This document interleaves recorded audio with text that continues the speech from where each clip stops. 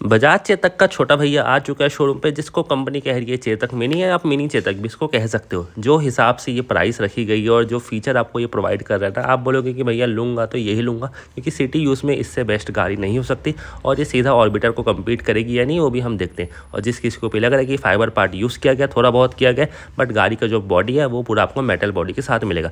ये इसका कुछ मीटर है, डिस्प्ले कंसोल है। यहाँ पे सबसे अच्छी चीज़ है ना, आपको LCD डिस्प्ले देखने को मिलता है। और पुरानी वाली चेतक आती थी उसमें भी पहले कलर LCD नहीं आया करता था, बट अब यहाँ पे आपको कलर LCD मिलेगा। टाइम आपको यहाँ बता देगा, राइड A राइड B इसमें मोड मिलने वाले हैं। और ये आपका टैग पैक के साथ भी आएगा। अगर आप टैग पैक नहीं लेते हो तो आपको turn by turn navigation, call and message alert और ब्लूटूथ का स्टेटस ये सब देखने को नहीं मिलेगा। मतलब आप अपने फ़ोन से स्कूटर को पेयर नहीं कर पाओगे। और इसका टैग पैक बेसिक रहने वाला है, तो आपको पैसा खर्च करने की नीड नहीं। अगर कम का है तो लेना, अदरवाइज मत लेना। बाकी आपको सब फीचर तो मिल ही रहे, जैसे कि टाइम ये शो कर रहा है, रेंज कितनी, डिस्टेंस टू MPT वाला आजकल नया सिस्टम आ गया, D2E ये भी शो कर रहा है, टॉप स्पीड कितने मिलने वाली है। और ये देखो फुल चार्ज है, यहाँ पे रेंज शो कर रहा है 80 किलोमीटर, बट इको मोड में यही रेंज थोड़ा सा 100 के ऊपर चले जाएगा। और कंपनी बोलेगी कि हमारी गाड़ी इतना रेंज देती है, बट 2.5 किलोमीटर के हिसाब से प्रैक्टिकल जो रेंज है ना, वो आपको 80 to 85 या 90 किलोमीटर मैक्सिमम इतना ही आप एक्सपेक्ट कर सकते हो। क्योंकि चेतक ने जो इसकी बैटरी का पीक पावर बनाया ना, वो 2.2 किलोमीटर की पीक पावर मिलती है इसमें। और ये एक हब मोटर है। पहले क्या रहता था, चेतक का इलेक्ट्रिक मोटर आता था, इसमें हब मोटर शिफ्ट कर दिया गया। इसको आप देखोगे ना तो लगेगा ये बड़ा चेतक है, उसी का छोटा रूप लिया है। मतलब DNA सेम है, बट इसी से इसको निकाला गया। अब जो डिज़ाइन की बात करते हैं, ये है नियो रेट्रो डिज़ाइन। चाहे आप इसका बोल लो या उसका बोल लो, दिखने में दोनों ही गाड़ियाँ सेम दिखेगी। बस दोनों को एक साथ खड़ा कर दोगे तो कोई भी बता देगा कि दोनों गाड़ी एक दूसरे की रेप्लिका है। और बड़ी वाली चेतक है, उसको छोटे वाले के रूप में लाया गया। मतलब कि DNA वही बता रहा हूँ सेम रहने वाला है, बाकी लुक भी सेम रहने वाला है। हल्का फुल्का का देखने का फ़र्क है, किसी को ये अलग लग सकती है बट नहीं। अगर आप ध्यान से देखोगे तो दोनों चेतक को एक जैसा ही बनाया गया। कोशिश की गई है कि हाँ उससे मिलता जुलता बनाए। अब कॉस्ट कटिंग कहाँ हो रही है, सबसे पहले लुक्स में होगी। लोगों को गाड़ी थोड़ी सी हल्की फील होगी, रेंज कम मिलने वाला है। और रेंज यार कंपनी देखने इसकी ज़्यादा ही बताएगी, बट मैं आपको बता रहा हूँ जो इसका एक्यूरेट रेंज है ना, मतलब दिल को तसल्ली मिले आपके, वो 85 से 90 किलोमीटर ही है। क्योंकि यार इसमें पीक पावर फिर से कम मिलने वाली है, जिसकी वजह से रेंज ज़्यादा निकाल के देगी। सेम चीज़ TVS ऑर्बिटर करता है, जैसे कि 3 किलोवाट की उनकी बैटरी है, पर वो रेंज कितना निकाल के देता है आपको, 158 किलोमीटर का। अब आप बोलोगे क्या पता फेक हो, ऐसा नहीं है।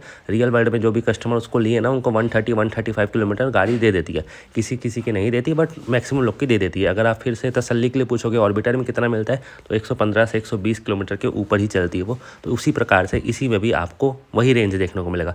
मात्र 0.5 किलोवाट की बैटरी का फ़र्क है। तो कंपनी बोलेगी 110 किलोमीटर, बट आप मान के चलना कि ये 90 किलोमीटर के ऊपर नहीं जाने वाली। क्योंकि मेरे पास वीडा 2.2 किलोवाट है, वो मैक्सिमम 60 किलोमीटर चलती है। क्योंकि यार उसमें पीक पावर आपको 7 किलोवाट की मिलता है। उसका इको मोड भी देखोगे ना तो वो बहुत उछलता है, तो जिसकी वजह से उसमें पावर में कोई कमी नहीं की गई है, जबकि यहाँ पे पावर में कमी की गई है। और दोनों चेतक यार दिखने में सेम लगने वाली है। पैसा आपको इसमें कम देना पड़ेगा। अब कितना कम देना पड़ेगा, तो प्राइस आप मान के चलो कि 80 to 85,000 के अंदर रहेगी। हो सके ये 75 भी जा सकती है, पर उसके नीचे नहीं जाने वाली। और 90,000 के ऊपर भी नहीं जाने वाली, मतलब 85 के ऊपर ये नहीं जा सकती। क्योंकि यार 90,000 में चेतक की पुरानी मॉडल आती थी 2901 2.9 किलोवाट की बैटरी के हिसाब से, और उसमें भी मेटल बॉडी मिलता था और सेम यही वाला लुक मिलता था। लोग उसको नहीं लिए, तो इसको 90,000 में तो लेंगे ही नहीं। तो चेतक का नया कॉन्सेप्ट आपको समझ आ गया। बाकी वीडियो को आप लोग लाइक कर दो और हर जगह शेयर कर दो। कमेंट में बताओ कि 2 दिन बाद इसको कौन कौन देखने जाएगा अपने नियरेस्ट शोरूम में, क्योंकि बहुत सारे शोरूम पे आ गई। ऐसा नहीं होगा ना 14 को लॉन्च होगा तो फिर 15 को आएगा, कहीं अभी आ रहा है, कभी 20 तारीख को आएगा, कहीं 25 तारीख को आएगा। तो पैन इंडिया में धीरे धीरे कहीं ना कहीं आ रहा होगा, या 14 के बाद ऑफिशियली कुछ जगह। तो ये मतलब छुपा के रख दिए होंगे अभी कुछ लोग, वो शोरूम पे शोकेस करना चालू कर देंगे। अब सबसे इंपॉर्टेंट चीज़ जिसके लिए आप लोग सोच रहे हो कि हमको इसकी तरफ जाना चाहिए या मार्केट में अदर 2.2 किलोवाट या 3 किलोवाट है, हमको उसके तरफ जाना चाहिए। देखो आपके पास मार्केट में सिर्फ 3 या 4 ऑप्शन है। सबसे पहले TVS iQube 2.2 किलोवाट, दूसरी वीडा VX2 की 2.2 किलोवाट, तीसरी TVS ऑर्बिटर 3 किलोवाट। क्योंकि तीनों गाड़ियाँ आपकी उसी बजट में आती है, अंडर 1 लाख के एक्स शोरूम प्राइस में। हाँ TVS iQube थोड़ा सा कॉस्टली आपको पड़ जाता है, बट ऑर्बिटर देखा जाएगा तो वो आपको कॉस्टली नहीं पड़ेगा। बट वही दिक्कत की बात है, ऑर्बिटर हर स्टेट में अवेलेबल आपको नहीं मिलेगा। अदरवाइज देखा जाएगा अगर इसकी प्राइस 80,000 से कम होती है, और ओला भी है, बट उसको अब मैं जोड़ता नहीं हूँ क्योंकि कस्टमर पसंद नहीं करते। ओला की बात करो तो लोग बोलते हैं कि ओला ले रहा ही नहीं है, उसके बारे में हमको सुनना भी नहीं है। तो इसलिए ओला 2.2 भी है, जिसको लेना है उसकी तरफ जा सकता है। बट सर्विस का इशू है, हर स्टेट में थोड़ा थोड़ा अच्छा हो रहा है, तो ऑप्शन वो भी आप चाहो तो उसकी तरफ जा सकते हो। बट अपने रिस्क पे जाना, अपने एरिया का सर्विस सेंटर देख के जाना कि वहाँ पे माहौल कैसा है। और ओला से ये डायरेक्टली कम्पीट करेगा, क्योंकि प्राइस के मामले में ओला भी 75 to 80,000 में अपनी 2.2 किलोवाट देते हैं, और अगर आप बोलोगे कि ओला से अच्छा इसको लेना, हाँ इसको ले सकते हो। वीडा से अच्छा इसको लेना, हाँ जा सकते हो, but power under power feel हो, उससे प्रॉब्लम नहीं हो तो।